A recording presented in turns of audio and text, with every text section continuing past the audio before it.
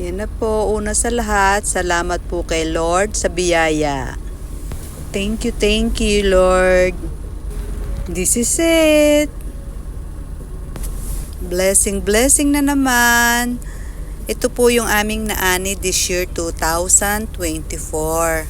Ayan, marami na naman kaming bigas. Thank you.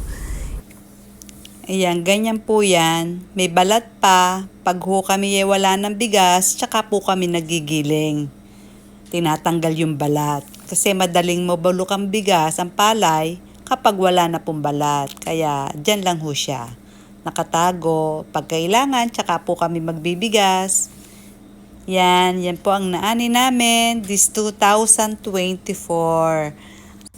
Pansariling kain lang po namin yan. Hindi po yan pambenta. Ayan, thank you.